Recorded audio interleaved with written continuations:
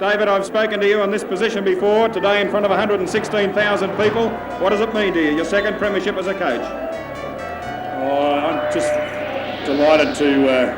I went to a club that had the best group of footballers, and I would have felt really badly had we not got the result, because I knew that we did have the best players in the competition. Then it's up to the coach to bring that out, and I think they showed everything today. They showed the skills that they have, showed a lot of courage, a lot of persistence to get back from a difficult position against a side who had a lot going for them as far as public sympathy and empathy goes. And I think Collingwood were magnificent as they've been the last couple of years. I must say to Tommy and the Collingwood players, I often don't think that Collingwood ought to make the five, but Tom's been able to get them there so often, and it's just a bit sad, I suppose, in a sense that they aren't able to come up with a good... David, let's just walk on over. Rob Astbury's Channel 10's nomination in the 1982 Penguin Awards as the best sports presenter. During the past 12 months, Rob was involved in the network's biggest sporting presentations. For the Melbourne Cup telecast, he was studio host. And it's estimated when welcoming relay stations, he spoke to a probable audience of over 40 million people. You haven't slept a wink, and now you're up before the sun. This is the day you've waited for.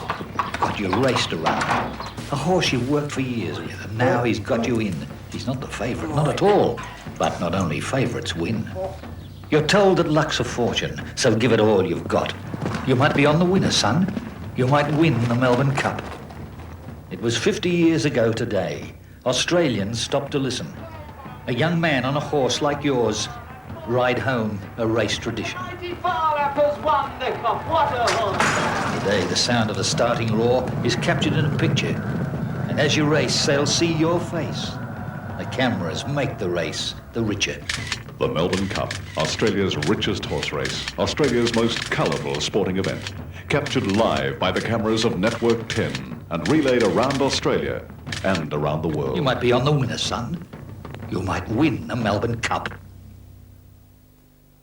Good afternoon, ladies and gentlemen, and welcome to this coverage of the Melbourne Cup, highlight of the VRC Spring Carnival. The telecast will be seen through a huge network of commercial and ABC stations right throughout Australia. The Cup will also be seen in New Zealand, Hong Kong and Great Britain. This is the first Tuesday in November, the day a nation stops. Ladies and gentlemen, it's my pleasure to introduce the Sporting Director of Channel 10 here in Melbourne, Phil Gibbs. Thank you very much, Rob Astbury. And we might add that the weather is fine and sunny and the track is in perfect condition. On Sunday, it's the VFA. It's Sunday, you're gonna make your play for the VFA.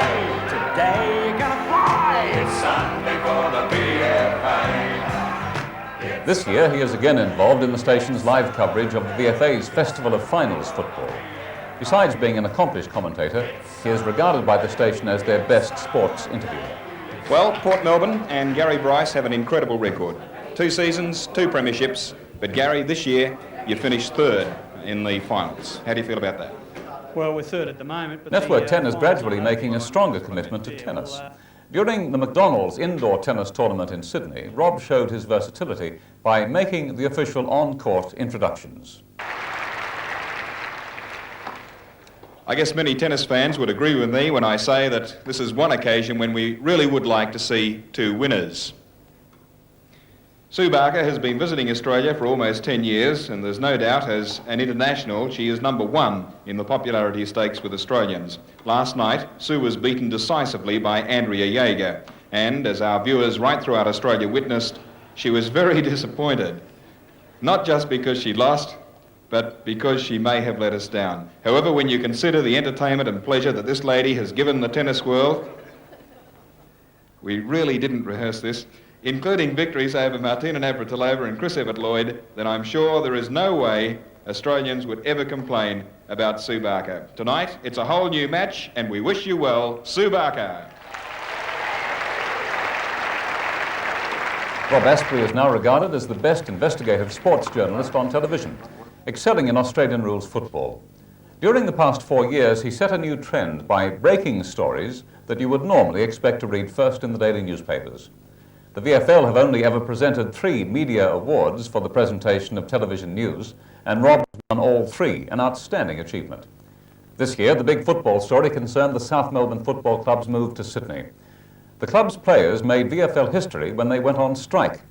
Confiding in Rob, he was the only television journalist invited to their secret meeting. The feud at South Melbourne Football Club continues to get worse. Just a day after the resignation of Captain Barry Round, most of the club's striking players seem certain to follow. And there's no end, Rob, to the civil war at South. Yes, it's sad, David, but it's true. In fact, the split between the club and the players is getting even wider. Nearly all the senior players say they've got nothing to lose anymore. They claim they're getting nowhere with the new administration, and someone has to go, so it might as well be them. The cream of South Melbourne's senior team had invited me to the meeting in what was obviously a last desperate endeavour to bare their soul. Some of the players arrived in suits, others in shorts and sweaty T-shirts straight from training. At first, the mood was jovial, but there was no doubt in my mind they all appreciated the seriousness of the occasion. They were putting their futures on the line and wanted to set the record straight once and for all. They've lost complete confidence in the new administration, whom they claim have ignored their plight and deliberately frustrated certain players.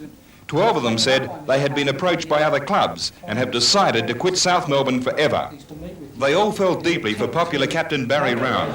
The big bloke was close to tears as he explained why he had no option but to leave the Swans. The current climate at South with all the bickering and fighting is just not the right climate for me. I can't see myself being happy there again, and I'll just left it in the hands of my solicitor now. As far as the majority of players are concerned, they're finished at South Melbourne.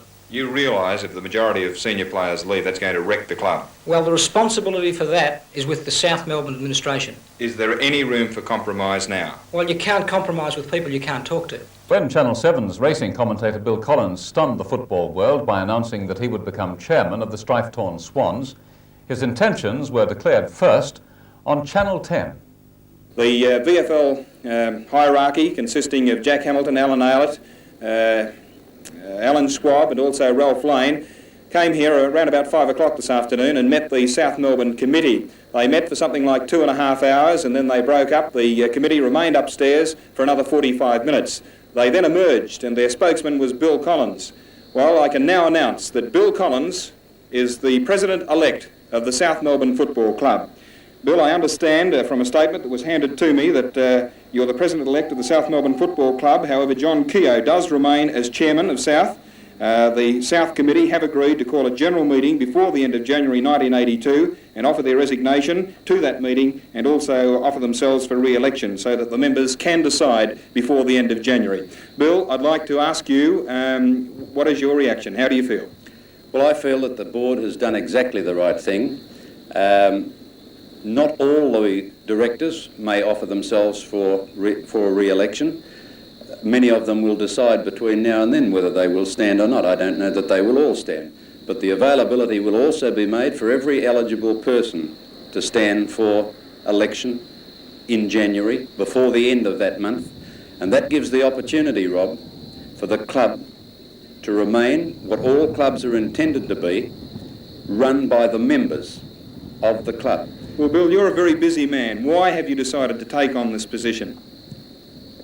Because I was asked to by a unanimous decision of the board, and because several influential people who I respect believe that, and they're quite right, that South at the moment is in a great deal of turmoil.